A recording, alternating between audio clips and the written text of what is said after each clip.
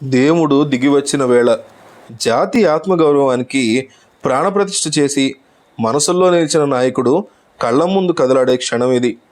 అత్యాధునిక తెలుగు జాతి చరిత్రని సువర్ణ అక్షరాలతో ప్రపంచానికి చాటినటువంటి మహాశిఖరుని జీవితం వెండి తెరపై ఆవిష్కృతమవుతున్న గడియ ఇది.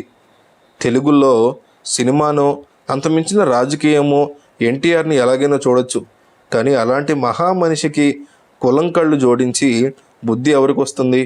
ఎన్టీఆర్ కథానాయకుడు. ఈ సినిమా ఏం చెప్పబోతోంది? ఎన్టీఆర్ తొలినాడలో ఎల్వి ప్రసాద్ బాసటగా అద్భుతంగా పనిచేసింది నిజమే, కానీ అదంతా ఎన్టీఆర్ విగ్రహానికి వాచకానికి డొక్కశుద్ధికి దక్కినటువంటి మన్నన, కమ్మకి కాదు.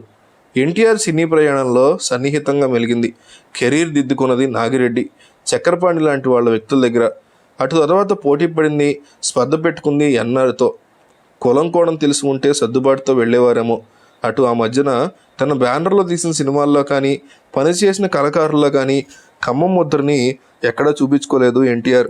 అసలు అలాంటి ప్రస్తావన కూడా ఎక్కడా రాలేదు. ఇప్పుడు మాత్రం ఈ సినిమాకి, అంటే ఎన్టీఆర్ కథానాయకుడు సినిమాకి కులం రంగు పులుముతున్నారు కొంతమంది. దీని మీద చాలా రకాలైనటువంటి ఖండనలు వినిపిస్తున్నాయి.